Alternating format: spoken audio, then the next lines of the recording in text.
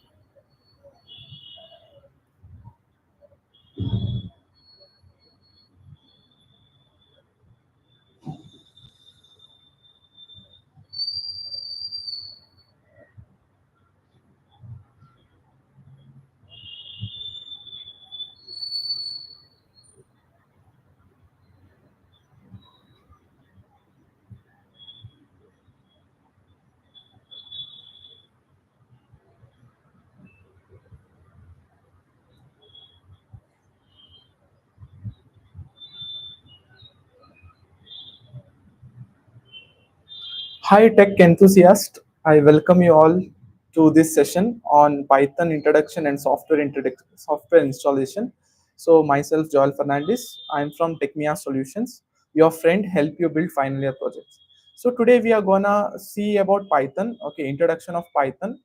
The agenda follows for today will include with installation of Python using different softwares. First, we will see how to install Anaconda Navigator. After that, followed by PyCharm installation, then followed by VS Code. Then how to do setup in all these softwares. Okay, so you have to create a virtual environment where you can install all your packages and libraries. Okay, so we are gonna see that. Then we will deep dive into Python. Okay, introduction of Python, definition of Python, what Python actually is, what is the difference between an interpreter and a compiler, what is the agenda regarding this. Okay, so what are data types, what are operators, okay, what is a loop, what is a conditional statement, then functions. Okay, this is what we are going to deal in today's session. So let me share my screen and let us start first installing Anaconda Navigator.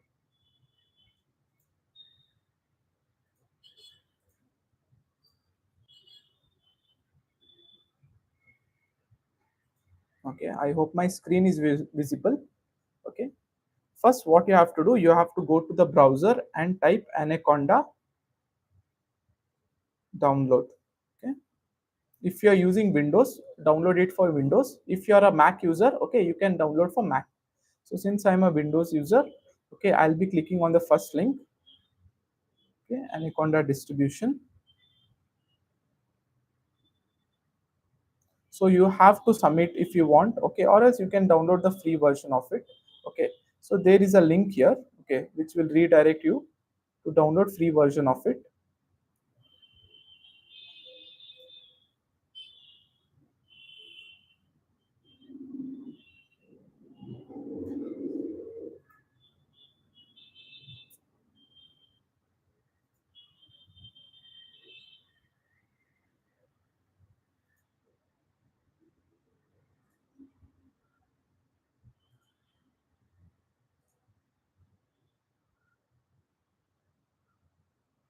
So since I have Anaconda Navigator already installed, okay, so it is not downloading in my system. Okay, once the Anaconda Navigator, I think it is about 900 MB, you can download it from here. Okay,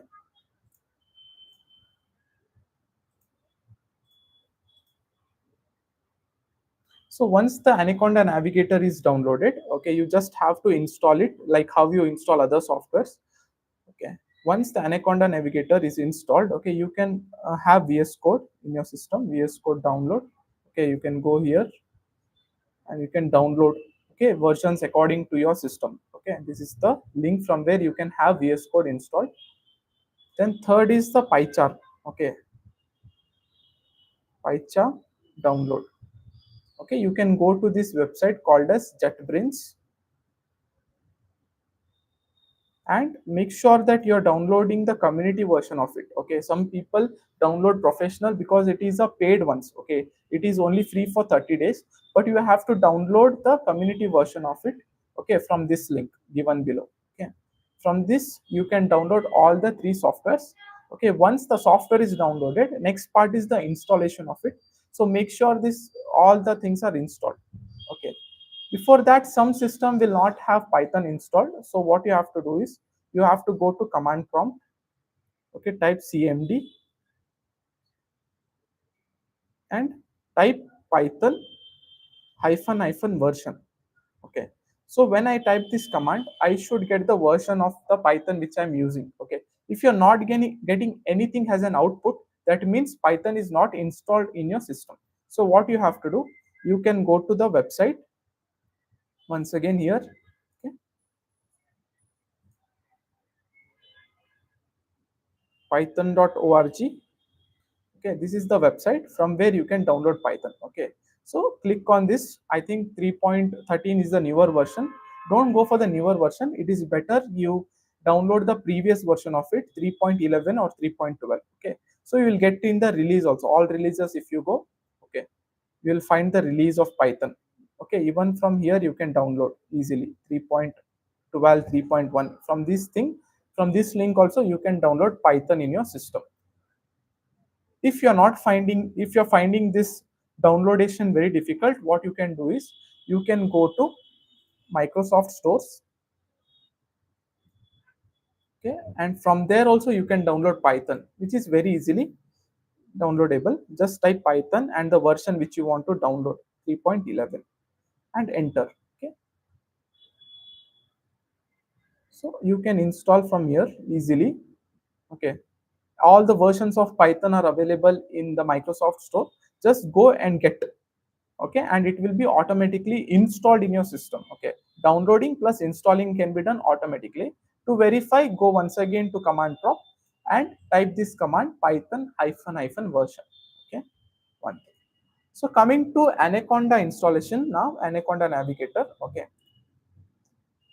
so just go and type Anaconda Navigator. Before that, if you ask me what is Anaconda Navigator is a distribution. Okay, distribution of different softwares. Okay, it is a distributary basically, which includes a collection of different softwares. Okay, from where you can access other softwares very easily. You don't have to individually install these softwares. You just have to install one distributary called as Anaconda Navigator, and from there you can easily install other softwares or easily make use of other softwares. Okay, the reason why we have to install Anaconda Navigator is because if you want to be a very good enthusiast in machine learning and data science, this Anaconda Navigator comes with a very good package which is pre-installed in its system. Okay, so if you don't have to install all the libraries and packages that are required for data science, what you can do is you can just have an Anaconda Navigator installed in your system, and from there you can make use of all these Python libraries to build machine learning models, to build deep learning models, to do data science, data analysis. Okay, everything can be done using this one distributary. Okay, so this is a GUI of Anaconda Navigator. Okay, here you'll find many stuff. Okay, these are many tools. As I told you, Anaconda Navigator comes with lot of collections. Okay, so PyCharm also can be used from here. Okay, then there is a ideally in Python called as Spider. Okay, you can use Spider, VS Code. Okay, you can use AWS also. So this is how beautiful it is to use Anaconda Navigator. Okay, so all this application, whatever you see, comes with the root packages. Okay, this includes in the root.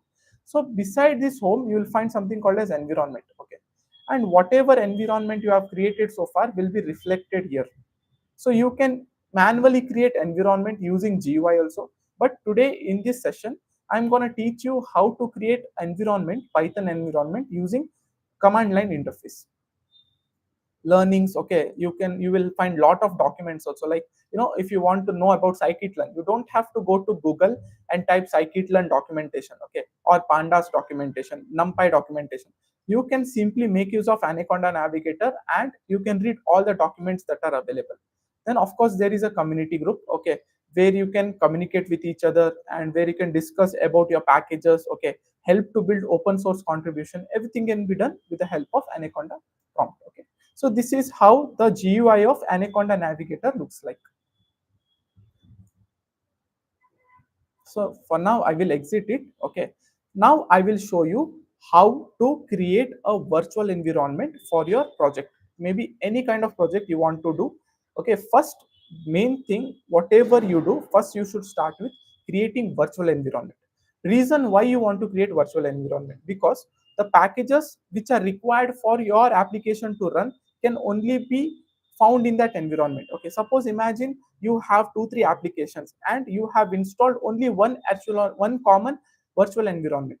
What if the package requires some other versions? What if the software or the second project requires some other versions of the Python? Okay, so in this case there will be a conflict of packages or conflict of versions.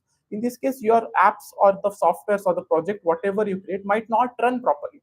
So in order to segregate your project, you have to create something called as virtual environment, so that the packages that you install in the environment are only confined to that project. Okay, so only confined, and only that project can make use of all these things. It cannot conflict with other projects. Okay, so it is better, or it is a very good practice to have a virtual environment. So now let us see how to create virtual environment using Anaconda distribution. Okay, first go to search and type Anaconda prompt.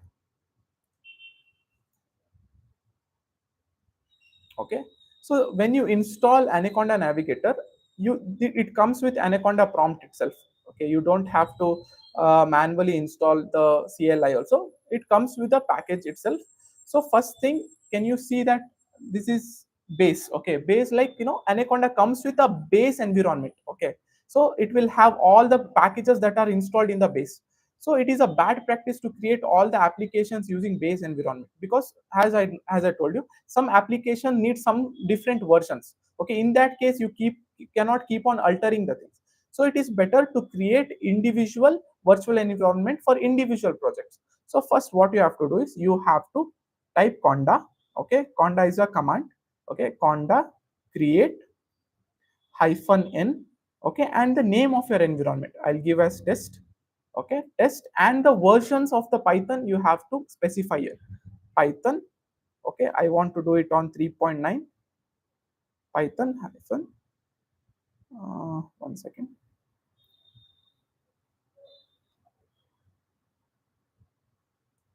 3.3.9. Okay,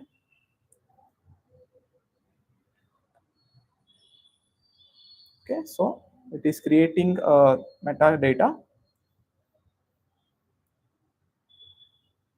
Okay, 1 second.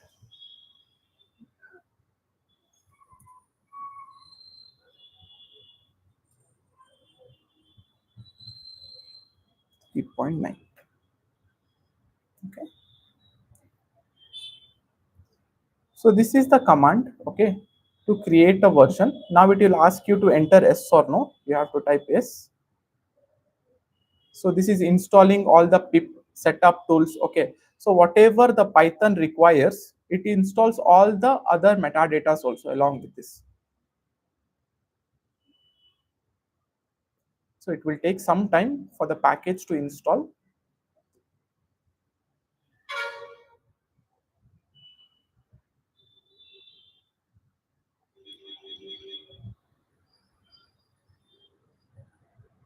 So it will verify all the transactions that are involved. So once the environment is created, you have to activate the environment. Okay, the command to activate the environment is conda activate and your name of the environment which you gave to create. Okay, test. And now you can see that. Okay, so your base has been now replaced with the environment. Okay, so this is a fresh environment that you have created. So you can install any packages that are required. Suppose I want to install pip. Okay, pip install pandas. Okay, so pandas will not be available in the freshly created environment, so you have to manually install it. So this is how you can create an environment using Anaconda Navigator, and you can install it. Okay, this is a very good practice, and everybody has to follow the same thing. Okay, so it will take some time. So I'll minimize this. Okay, so now let us see how to use VS Code. Okay, how to use VS Code, how to bring the environment that I have created using Conda into my VS Code. Okay, I'll create a folder. Okay, demo, and inside folder I'll open terminal. Okay, so best method, okay, once your VS Code is installed, everything is fine. Okay, best method to do it is, okay, type the command code dot, and this will open the VS Code for you.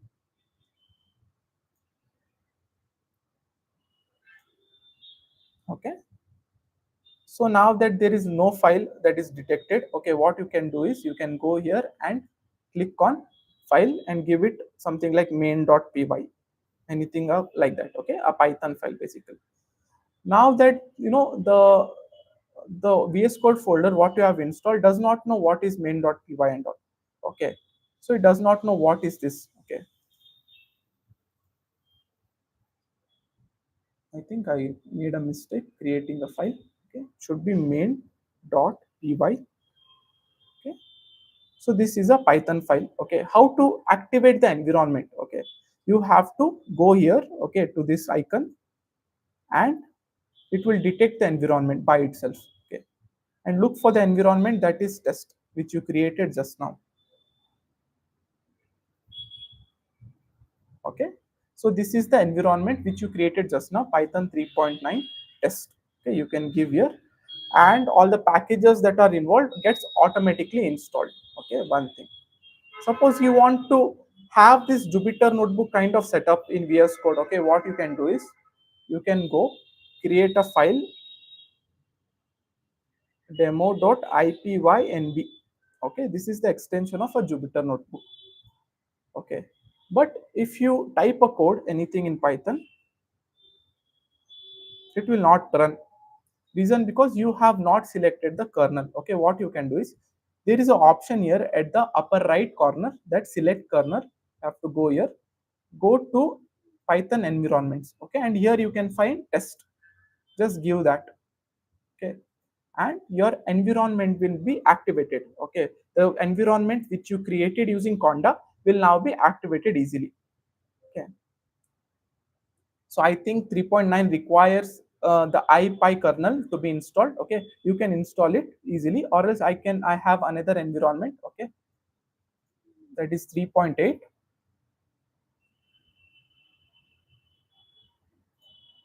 Okay, I have already installed IPy kernel in 3.8 environment, so I can show you how the code runs.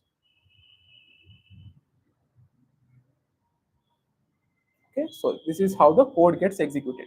You don't need a Jupyter notebook. Like if you have VS Code, you can use the notebook style of system in this also. Okay, so coming to the third thing, okay, that is PyCharm.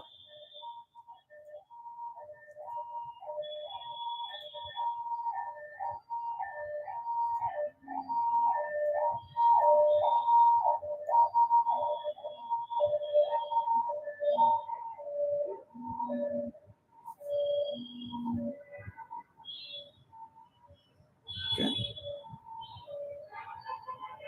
one second.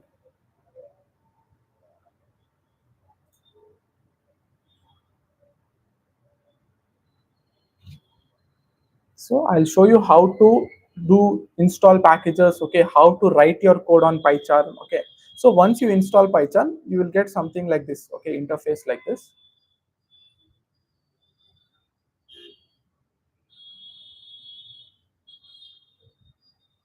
Okay, so you can choose any folder from here, or else you can open from here itself.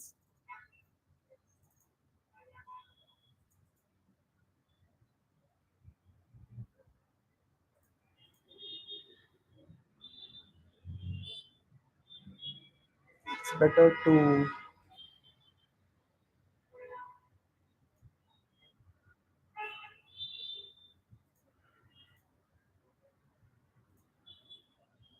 okay, this is how you open the file using pychar. Okay, dot main dot py. Now you can see that the environment which I created using conda has not been activated. Okay, so what you can do is you have to go here. Okay, go to add new interpreter, add local interpreter. Okay, then you have to choose conda environment here. Okay, this comes with when you install all the systems, all the packages and libraries, this comes with pre-installed things. So conda environment will automatically get activated once you install pycharm also. Okay, so from here you can choose the environment. Okay, so my environment which I created just now has now been reflected in the pychar. Go click on test. Okay, then okay, so this will load your environment that you have created. Okay, and it will be updated here. See test. So that I have installed pandas already. Okay, I can test whether pandas is actually installed or what. Just what you can do, use import pandas. Okay, it will take some time to update the libraries and packages that are associated, because this environment comes from the conda or any conda environment. So it has to do some pre-install package analysis. Okay, package analysis has to do. Okay, so it will take some time for the things to happen. But benefit of using pycharm is, okay, when you create any python file using pycharm, okay, it will automatically create a virtual environment for you. Okay, you don't have to manually install pip install virtual environment, then go activate the virtual environment. Instead what you can do is directly use pycharm, and by default, okay, when you create a new file in pycharm, it by default installs a new virtual environment for you. Okay, same thing is not possible in VS Code or Conda environment.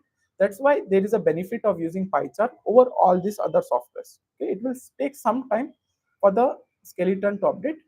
Okay, in the meantime, now let us see what Python is. Okay, as I told you, Python is a high level machine language. Okay, it can understand human language as well as machine language. Okay, it is a kind of a programming language which is a interpreter based. Okay, it is also called as a dynamically typed. It is object oriented also programming, and of course one more feature in Python is it is a garbage collector. Now, before that, what is high level language? Okay, so Python understands high level language. Whatever code you write in the programming, okay, you write it in English, right? So computer cannot understand English. Okay, there should be a translator who will convert this code to the binary or the machine language. Okay, so Python is designed in such a way that it can understand a high level language, that is English language or human readable language. Okay, so this is called as a high level language. Coming to interpreter or compiler, okay, one thing. So there is a difference between an interpreter and a compiler, and Python is an interpreter based programming language. Okay, why it is called an interpreter based programming language? Because the execution is step by step. Okay, there is a step by step execution. So when I write a code, okay, the conversion of the code happens line by line. Okay, one code is taken, converted into binary, and the result is displayed. Okay, another code is taken, so conversion of binary, it is converted. So what interpreter does is it picks code line by line and it does execution. Okay, coming to compilers. Okay, in the compiler what happens is there are 4 steps that are involved in compilers. So in compiler, entire, suppose I have written 10 lines of code, what it does is it picks entire 10 lines of code at once, and it will do the error checking. Okay, and only if your code is error free, only then the entire code is converted at once, okay, into the output. Okay, one thing. In Python, you are writing 10 lines of code. Imagine that there is an error in line 8. Okay, the error is in line 8, but the conversion from 1 to 7 code has already happened. Okay, and it will show only that you have error at line 8. Okay, this is how the interpreter works. Another difference between interpreter and compiler is, in compiler there is a output file generated. Okay, same is not true in case of interpreter. Okay, interpreter, there is no output file generated. You can directly run the code and the output of the file can be visualized. You don't have to execute it. Okay, this is what the difference between an interpreter and a compiler. Third thing is something called as dynamically typed. So what is this dynamically typed? It is a very important characteristics in Python. Okay, that You don't have to define a data type in front of a variable. Okay, Python is so intelligent that it can understand which data type your variable is holding. Okay, if I want to give an example, okay, you can just declare a to be 10.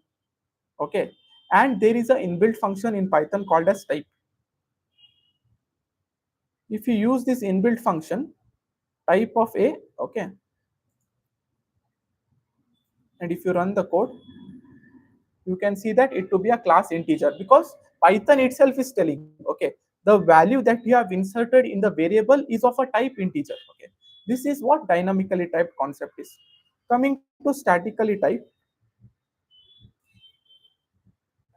okay, you have to define a data type in front of a variable. Okay, if you are well versed with other programming languages like C and Java, you have to define a data type like int of a equal to 10. So this is how you should write a code. Okay, you should tell the compiler that my variable is holding a integer type. Okay, you have to tell your compiler that your variable is holding an integer type. But when it comes to Python, you don't have to tell anything. Okay, it can understand which data type it is going to hold. Okay, this is what the difference between a dynamically typed and statically typed is. So coming to another important thing, that is OOPS. Okay, Python comes with the OOPS concept, object oriented programming. Okay, so I'll create a file, oops.py. Okay, this is my another file. Okay, where I'll be explaining you some brief concept about OOPS so that you can understand it in a simple language. You don't have to know in depth to make a project. Okay, just understand what OOPS concept is, what are class and what are objects out of it. Okay, so OOPS concept, our concept is as simple as that. Okay, it is not difficult. Okay, there is something called as class and objects when it comes to OOPS. Okay, what is class? Class is a kind of a blueprint. Okay, which will help you build objects out of it. Okay, there is a blueprint. Okay, from that blueprint you can create different or multiple objects out of that particular blueprint. Okay, this is what OOPS concept is. For example, okay, imagine that you have a car class called as a car. Okay, car is a class, and from that you can create different objects. Okay, like Audi, BMW. Okay, you can create different car objects from it. I'll show an example with the code. Okay, first you have to define the name class. Okay, and name of the class. Okay, make sure that you are writing it in a capital because it follows the Pascal scale. Then comma. Okay, then you have to define a constructor. Okay, that is init self. Okay, suppose imagine that you are creating a car class. Okay, it will have two types of things. Okay, a class or an object will have two types of things. One is attributes or data members, another is methods. Okay, you have to define these both characteristics in order to make an object from your class. Okay, so define init is a constructor which will help you create attributes or data members. Okay, for a simple meaning, if I want to explain you, attributes are those what your class has. Okay, suppose if I tell you, if you give an example, your class will have a color, your class will have the number of wheels, your class car will have number of tires that are associated. So something that has is a attribute. Okay, coming to the methods, methods are those something does that does. Okay, there is a function that does something. Okay, suppose your car can go fast. Okay, it can jump, it can fly. Okay, so these are the functions. Okay, which are associated or which are called as a method. Okay, inside a class. I'll give you a simple code where you can understand what OOPS concept is. Now I'm going to define a attribute. Okay, your car class will have wheels. Okay, color, seats. Okay, that's it. Okay, now you can use self dot wheels. So this is a variable. The wheel that you define during the creation of class can be put here. Okay, self dot color, color, self dot seats to seats. Okay, imagine that you don't have to write self and all. Okay, self is not a by default keyword. You can write your own name also. You can write Salman Khan also here. Okay, anything you can write. Okay, just self is a pointer. It is an object of a class which will link all other classes. Okay, self is kind of an anchor. Okay, which will, or a link in a chain which will link all other classes. Okay, so this is what attribute is. Coming to the methods, okay, you define the same way. You give a name of a method, that is speed. Okay, I'm creating a function or a method called as print. Okay, I'll just print for now, print vroom, vroom, vroom. Okay, another function I'll create, that is fly. Okay, your car can even fly. Print, okay, I am flying. So this is how you can create a class and objects associated with it. Okay, now you can use this class and objects very easily. Okay, so there is another module, okay, called as import module. Okay, so you should know the difference between a module and a library. So here I have some module is, let me explain you what module is. Module is a collection of libraries, is what we say. Okay, it is nothing but collection of .py files. Okay, the Python files ends with .py extension. Okay, so this is what the class I have created. Okay, I can make use of this class. Okay, but I have to give the name of the class. From oops import star. Okay, star will import all these things that I have written in the code. Okay, now you can create the objects from your class. Okay, first I'll do od equal to call your class name. Okay, it, see, it is expecting wheel, color and seat, as I have given here, wheel, color and seat. Okay, so wheels, 4 wheels. Okay, color, let it be red. Okay, and seat, let it have 6 seat. Okay, 6 or 7 seater. Okay, so I have created an object now. Audi is my object of the car, of the class car. Okay, so Audi dot, okay, color, if I do, I can see which color my object is having.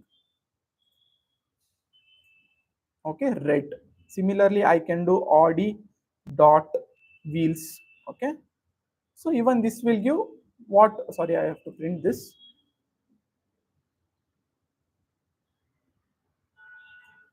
So 4 wheels. Okay, in order to access the methods or functions, okay, what you do, Audi dot, if you do, you can see all the features that are associated with it. Okay, so there is a method called as speed. If I call this speed, okay, I'll get the function call, that is vroom vroom. Okay, that I have defined here. I have given print statement already, so I don't have to print it once again. Okay, and there is something called as Audi dot fly. So even this will give you I am flying. Whatever you write inside your function or a method can be reflected here. So this is a simple concept which will tell you oops. Okay, what is the benefit of you oops? Okay, why should I learn oops? Okay, oops is a powerful thing in a programming language which will give you create new data types. Okay, you can create, you will get a developer kind of access. Okay, you can create multiple things using oops concept, which is not possible by using traditional methods that are there in Python. So oops gives you special power where you can create your own data types also. You can create your own Python files. You can write your own libraries, okay, using oops concept. So this is the power of the oops. Okay, so for the project also, if you want to do some additional things, stuff and all, this oops concept is really helpful. Okay, so as I told you, Python is a high level programming language. Second, Python is a dynamically typed, it is a interpreter based language, and it runs on oops concept. Okay, there is something, another philosophy in Python called as batteries included. Okay, what makes Python so special when compared to other programming language? Okay, when it comes to other programming languages, no, the libraries are limited. Okay, when compared to Python comes with huge library support. Okay, so every new day you can see a new library is being launched, okay, by the developers.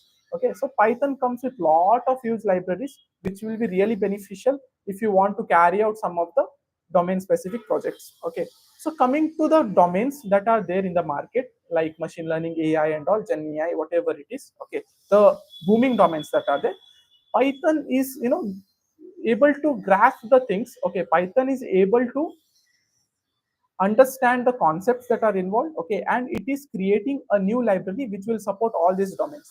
Okay, so learning Python is very crucial if you want to build projects in these domains, because Python comes with huge libraries. Okay, third party libraries which you just have to import it and you have to start using on it or start working on it. Okay, if you ask me some of the libraries that are included, okay, For the data science, you can make use of pandas. Okay, you can make use of NumPy, Matplotlib, Seaborn. Okay, then scikit-learn. Scikit-learn comes with huge machine learning libraries. Okay, coming to deep learning, if you want to learn deep learning, okay, you can make use of TensorFlow, PyTorch.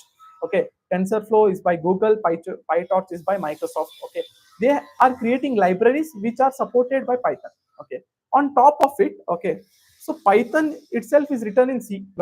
Okay, C family languages. Okay, so Python is like inherited from these languages basically. Okay, and NumPys and Pandas, whatever libraries you see, it has been written in C language. Okay, so you know you should never underestimate C, because Python is built on top of these C family languages. Okay, so this I wanted to say. So coming to data types, so there are multiple data types in Python. Okay, we will discuss few of this. Okay, so first is string data type. Okay, you just have to define a name or a word inside a double quotes, that is called as a string. Okay, word. So let me define all the data types first.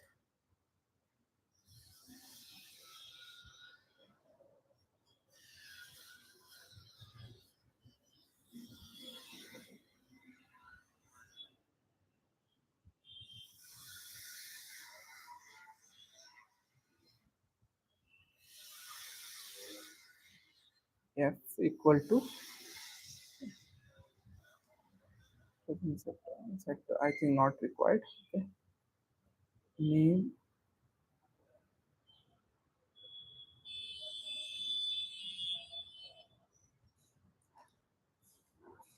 something like this. Okay, sorry, made a mistake here. Okay, so these are what data types. Okay, in Python there's another boolean. Okay, true. Likewise, there is set, frozen set and all. I think for the project it's not required. Okay, for a general view of data types that are involved, this is enough. Okay, so you can use type function and check all the data types associated with it. If you do type E, type of E is holding tuple. Okay,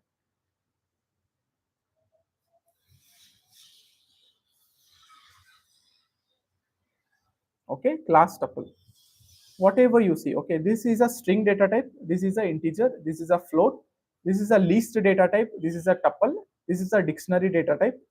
If you type F here, it will show you to which data type it belongs. Okay, this is a boolean data type, that is G. Okay, so I will, see, I will not be discussing very scratch coding or any kind of beginner friendly Python. Okay, that is a different module itself. Today let us dive into some of the little bit intermediary concept. Okay, there is something called as system library. Okay, sys. Okay, and this sys library will give you what is the memory allocation occupied by, or what is the memory that each data type is occupying. Okay, so there is a function. So this is a library. Okay, sys is a library.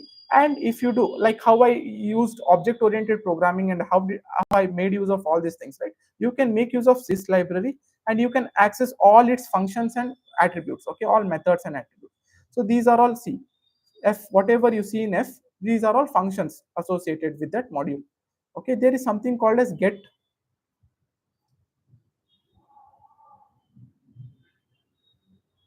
Okay, sys dot get size of. Okay, this is a function which is found inside a sys library. Okay, which will give you the size of the data type that is currently holding in my RAM. Okay, and if you pass a here and print it,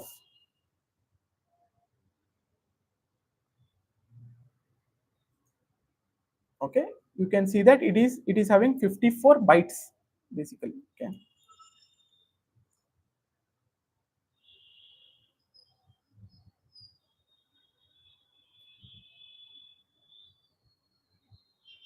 so you can check for other data types also. Okay, float. So 24 data type, sorry, 24 bytes. Okay, F dictionary has more allocation in the memory RAM. Okay, to 32 bytes. Okay, a dictionary holds maximum data type, maximum memory space in your RAM. Okay, so with the help of sys module, you can do all such things. Okay. Coming to some of the data types, okay, you will find lot of inbuilt functions. Okay, before diving into data types, you should understand that data type is a kind of a class. Okay, so when you do type of something, you will find that the class string or class integer effect. So even this follows OOPS concept only, like how I created car as a class. Okay, similarly, all the data types that you see belongs to some of the other classes. Okay, so string is a class, integer is a class. Okay, and whatever attributes are present in these classes are called as data members and methods. Okay, so I'll create a class here, sorry, I'll create a string that is hello, and when I do a dot, okay, can you see that m is written? That means that it is a method. Okay, there are many methods associated with a data type. Okay, when you look about a string, okay, you can find lot of methods are associated with it. There is something called as title. Okay, this will convert your string into title case. Okay, and if you run the code, see, from small hello it became to hello. Just you can make use of the methods that are associated with the class, and it becomes easy for you to write any kind of code. Okay, hello world. Okay, there is a function called a split, okay, which is of greater use when you do it. Okay, you just have to give the delimiter, okay, on which delimiter you want to split. This split method that is present inside a string class will return you a list. Okay, list of two elements basically. And if I run this, you can see that hello and world has become two different lists now. Okay, you are getting a list data type. So there are a lot of methods, okay, you can explore by yourself. Okay, similarly, a list will have, okay, I'll declare a list L1 equal to 3, 4, 5. Okay, so you know that list works on the principle of array. Okay, but when it comes to list, you should know that there is a difference between the array and the list. Okay, so basically Python list is a unique data type. Okay, why it is called unique data type? Because it supports different data types. Okay, a list can be created using different data types. For example, I'll create another list. Okay, I have written a data type of integer. I can write a string also in this. Okay, I can create a bool, sorry, a float also. So it supports assignment of different data types. Okay, this is what makes the list very different than arrays that are present in other programming languages. What is the principle? How this thing is possible? Okay, because Python list works on the principle of dynamic arrays. Okay, when you look at dynamic array concept, okay, the values are not stored in the memory locations. Okay, instead of values getting stored in the memory location in Python list, memory address is getting stored. Okay, because of the memory address that is getting stored, it makes possible for the Python list to accommodate different data types. Okay, as simple as that. When it comes to other static arrays and all, okay, it supports only one, because the values get stored in the memory, values itself, like 1, 2, 3, 4. But when it comes to Python list, right, instead of values, okay, its memory address stores. Okay, memory address stores in the memory location. Okay, so this makes the Python list possible to accommodate all different data types. So you can do indexing over any kind of list. Okay, just open the square bracket, and if you type 0, okay, it will give you the 0th index. Print it. So you can find the 0th index, that is 1. Okay, second index, sorry, first index.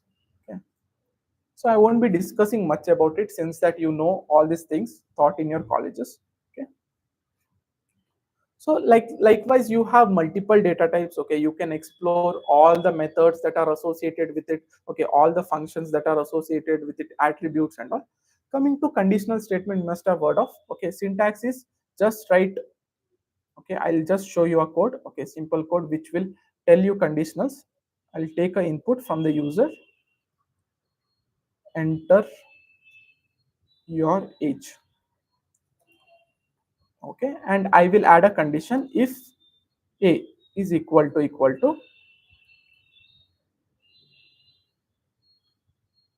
18. Okay, okay, so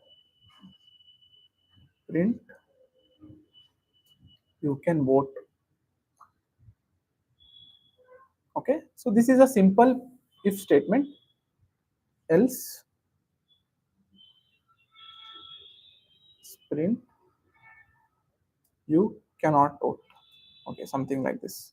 I should have used comparison operators here, but for the simple understanding, okay, I'm writing a code. Okay, this basically is a if statement, if else statement, where you can use, different age group. Okay, you can create conditionals. Okay, if this condition is true, suppose the if block condition is true, the code that is written inside if gets executed. Else, if the first condition, that is if condition is false, else will get executed. As simple as that. So coming to loops that are associated, okay, even in Python there is a concept of loop, like unlike other programming languages also, there are two different loops, important loops, that is for loop and while loop. For loop and while loop. Okay, simple. Okay, simple for loop and while loop. So can you show me an example using for loop? Okay, I'll create a list, li, okay, and I'll write a name of the fruit. Okay, let me create a variable fruits, and I'll pass a name of the fruit, apple, okay, orange, watermelon. Okay, so I want to iterate. What is loops? Loop is something but iteration over something. Okay, what is iteration? Going one by one, going one element by element. So when you create a list, right, okay, you find these are said to be the elements associated with that list. Okay, so I can go one by one, I can check what is present in my list. For a simple example, okay, I'll run a for loop for fruit in fruits. Okay, so the fruit is a variable here, you can write anything here. Okay, and this will catch hold of the elements that are present during the iteration. So when there is a iteration process going on, this fruit element will catch all the elements that are present in the list. Okay, and print fruit, sorry, and if you run this, you will get output to be apple orange. So it has iterated. Now the for loop has gone one element by one element. Okay, this is a simple usage of for loop. Okay, for loop comes with another function called as range function. For I in range, okay, you can give any value like 0 to 10 and print I.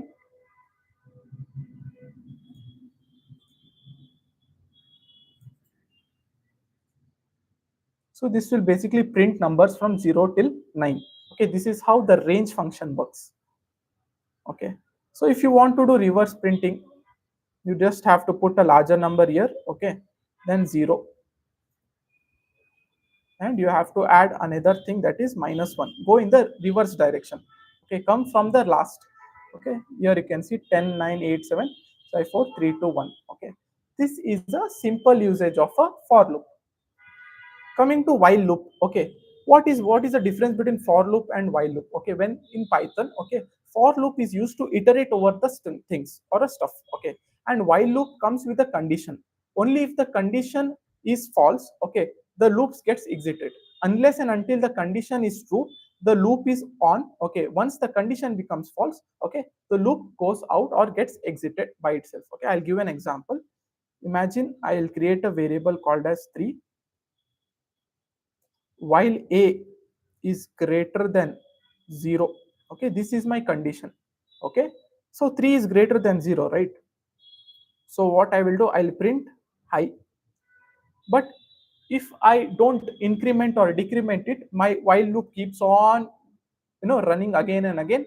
It is kind of a infinite, it goes into infinity. Okay, so while loop is called a dangerous loop because it can go into infinite state also if you don't handle the conditions properly. So what you can do is you have to decrement the value, okay, once the loop is running in the iteration. So what I will do, a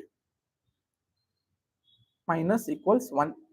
Okay, so what I'm doing is whenever I'm running the loop, okay, this while loop, a value should go on decreasing. Okay, now that the a value is 3, the condition is true, 3 is greater than 0. Okay, so the condition is true, it gets executed or it comes inside the while loop block. Okay, print high. then I am decreasing the value a minus equal 1. Okay, I am decreasing the value of a. Now a becomes 2. 2 is greater than 0. Print I yes. Okay, high gets printed. Okay, I'll run you the code and show. So my I is getting printed 3 times. Okay, now the I value becomes 1. Okay, so the condition is true. When a equal to 0, the condition becomes false here. 0 is not greater than 0. Okay, the condition is false. The loop gets exited automatically. So this is how you can make use of while loop. Okay, so these were about the loops. Okay, today like I'm gonna discuss some of the important concepts that are required for the project building. Okay, so when it is a Flask project, basically you will have to create a folder directory. Okay, there is something called as creating folders.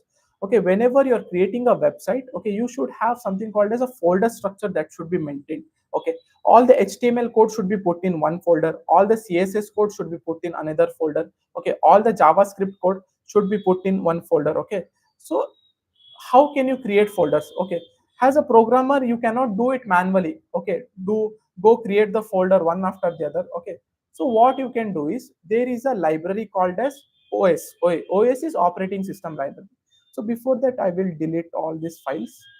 So you have to go to so you will have delete here. Okay,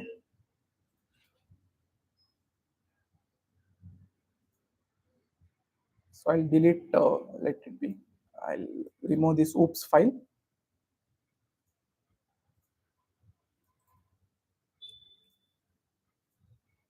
So in the main folder I will create, okay, things, okay, that are required for the website folder structure. So I can make use of a library called as OS. Okay, and in this library I will create a list basically. Okay, folders equal to, first, every Flask application should have something called as templates. Okay, then it should have static CSS, static, okay, images. So this should be the folder structure. Okay, static comma scripts. Okay, so I have created a list, okay, of different folders: template, static, CSS, image. Okay, all images will go in the image folder, or JavaScript files will go to script folder, all CSS will go to CSS folder. Okay, then I will run a loop over it for folder, folder in folders. Okay, so there is a method called as make directories, make dirs in OS. Okay, OS dot make dirs. Okay, and pass this folder, and there is another parameter called as exit. Okay, equal to true. What this means is it will create folder only if the folders are not present. Okay, so you should make sure of it. So now there is another, mm, okay, once the folder is created, I want to create, I will show you how to create a CSS file. Okay, in the exiting folder. Okay, a simple CSS file. I will make use of OS path, I will make use of with open function, and I will write a code which will create a simple CSS file. Okay, so I will define a variable CSS path, file path. Okay, there is a module called as os.path dot join. Okay, join in static. Okay, static is the folder path, and in static you will have CSS, and all your CSS files should go inside CSS folder. Okay, and I'll create file name called as style.css. Okay, so I will create a if condition. If not os path dot exists. Okay, if not exist, only then you do it. Okay, I'll pass this. Okay, with this I will no, this will create a file called as style.css in the folder directory which I have given. Okay, and I will show you how you can write some content and send in your style.css. Okay, so with there is a function called as with open. Okay, then open in what, in your css file path, okay, which will have style.css. Okay, and there is a function, okay, there is a type which you have to give it with open, that is r for read, w for write. Okay, then there is something called as wb, that is read binary, write binary, read binary. Okay, if you learn more about open function in python, okay, it comes in file handling. Okay, you can explore all these types that are present. So now I want to write something, so I will give alias as an f as file. Okay, now there is a function called as f dot write. Okay, so you can write anything here. Okay, so basically if you want to write something, you have to do star comment, hello, i am I'm going to create a file in, create a content in style.css css. Okay, then you can, once the execution is over, you can just add a print statement, files and folders created successfully. Okay, you can add a statement like this. Okay, and you can run the code. Now you can see that automatically your folder structures will get created by its own. Okay, you don't have to go and do it manually. And if I run this, see, files and folders created successfully. See, inside my main, okay, I have created a static folder. Okay, under static there is css style.css. Okay, images. Okay, I've made some mistake, I guess. Okay, scripts. Okay, script is a folder, css is a folder. I have created style.css also with this piece of code. Okay, and if I double click, see, I have written the content, hello, I'm going to create a content in style.css. See, okay, whatever I have written has automatically got reflected into this. So this is how you can make use of a library, you can make use of its function, okay, to create something. So with the help of os, I have automated the stuff. Instead of going and creating, right click, create directory and all, what I can do is I can create a list of folders, I can iterate over it, it will create the directories for me. Okay, from that I can use join function and join the path if I want to create a file. Okay, and if I want to write some content, you don't have to manually go and write it here. Okay, you just have to make use of open function, where it allows you to write, read, or read file or write file. Okay, and append also is a function a, where you can append the content and you can write whatever you want to. So this is a simple example of how you can use a module or a library. So coming to, I'll just remove it. Coming to functions, okay, we will just see what are functions in Python. Okay, functions. Okay, function is something that takes something as an input and returns something as an output. Okay, function is something which does something, right? It will take something in input and it returns something as output. Okay, for example, I'll create a function square. Okay, so there is a keyword in Python called as def, which is used to create a function. Okay, just give the name of the function called as square. So this is the name of the function. You can give your name also, not an issue. Okay, then create, then you have to pass the parameter. Okay, this is called parameter. Okay, the number the function will receive as an input. Okay, when you call a function, you have to pass something, right? Okay, so when you define a function, you have to pass that parameter, only then your function will be able to receive something as an input. Okay, then put colon, then I will return something. So return is a word, it is like the output of the function. Okay, return n star star 2. Okay, I have created a function of my own, that is square. When I send a number to it, it will return me the value, squared value of it. Okay, square and 10. Okay, print. Okay, and if I run this, I got my answer to be 100. Okay, So this was a simple function. Okay, now let us see some of the, I will take a linear search. Okay, I will create a function using linear search where you can, use the DSA thing. Okay, so create a function called as a linear search. So what this function will receive, it will receive a array and a target. Okay, this is how you create a linear search in the Python. Okay, first what I will do, I will iterate over my array. Okay, if you want to find out the target index of your list, okay, you have to iterate over your array. So how do you do it? You just go type for I in range. Okay, you have to go in the range. Okay, so it should start, because list index starts from 0, so I'm using range function to do it. 0 and length is a function which will tell you the number of elements that are present in your list. Okay, I'll pass the array.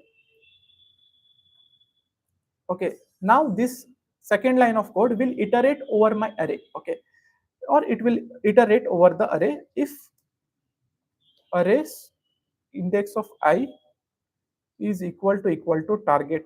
So equal to is a comparison operator which you can use. Okay, then return I. Okay, if nothing worse, just return -1. Okay, so this is a simple function which I have written in Python. Basically, if you send an array and a target which you're looking for, it will return you the index number associated. So I'll create a list, okay, of random numbers. As you know, linear search can be done for random numbers also. 76, 89, 90. Okay, and I'll write target equal to, let's search for 78. Okay, my linear search has to tell me in which index my element 78 is present. Okay, so I will call the function linear search. I'll pass array and the target and print the list, because I have not used print function. And if I run this, I'll find my element 78 is at the fourth index. If I count 0, 1, 2, 3, 4. So element 4 is found in the index 78. Okay, in the index 4. Okay, 78 is found in the index 4. So this was one example of a function. Okay, so there is something called as function recursion. Okay, it comes in the advanced version of Python. Okay, where you can use function recursion concept. Okay, recursion is something like it will replace the usage of for loops. Okay, with a simple line of code you can create a function, okay, which will replace loops. I'll give an example. I will create a function called as def factorial. Factorial is a function, and I'll pass the number. Okay, n. It receives n number as an input. Okay, so if n equal to 1, okay, this is the syntax of it. Return 1. Okay, then if not, return basically something like, if not, return n into, you have to call the function once again, factorial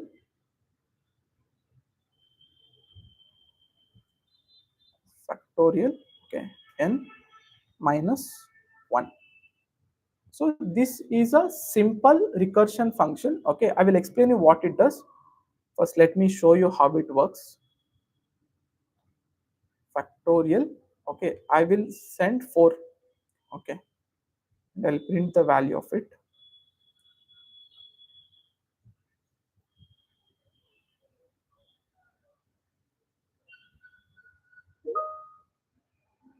So I got answer to be 24. Okay, so factorial of 4 is 4 into 3 into 2 into 1 is 24, right? So how did this happen? Okay, I am sending 4 as an argument to my function n. Okay, this is my function, that is factorial. I have used recursion over it. Okay, 4 goes and sits here. If 4 is equal to, the condition is false. Okay, so it will not enter into if condition. It will come here. Okay, return 4 into factorial of 4 minus 1, that is 3. Okay, so 3 minus 1, sorry, 4 minus 1 becomes 3. Again the function will be called. Okay, So 3 comes here, 3 equal to 1. Okay, return 1. Okay, then return 1. Okay, the condition is false. Okay, it will not enter into if condition, it will rather come here. Okay, now factorial 2 function will get called. Okay, it will go inside n once again.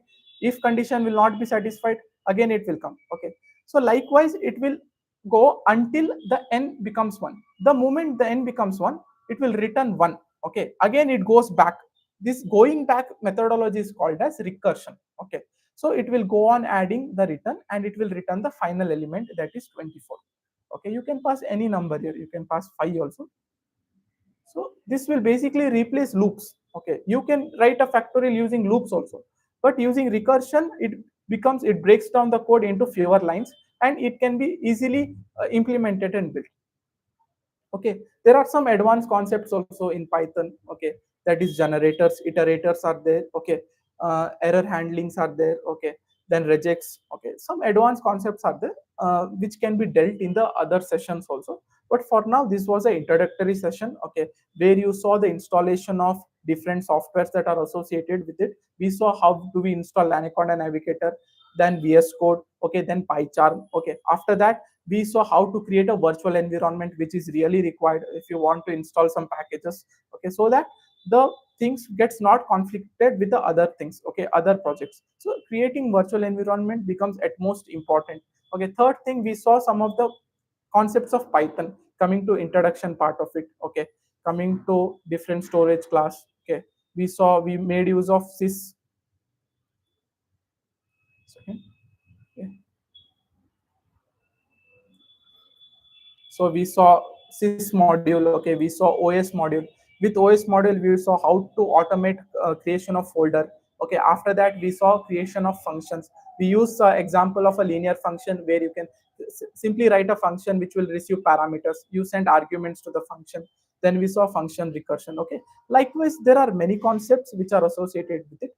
This particular session was to give an idea about Python programming language and the softwares that are required to install to run the Python code. Okay, so I have shown you how to install these top 3 softwares which are required. So with the help of this, you can create a very good project. Okay, you will not have any issues. Okay, creating a virtual environment, creating a folder structure is utmost important. Okay, so this was an overview of today's session. Okay, so if you find anything that is difficult, please contact Techmia Solutions. We are always there to help you. You can visit the office, which is in Jainagar 9th block, and anytime we are at your service. Okay, whatever problems you have, you can come here it, and Techmia Solution is there to provide solution of this. There is a request to the viewers to please subscribe to our channel. Okay, and hit the like button. And if you have any queries regarding the project, okay, you can add in the comment section. Thank you so much.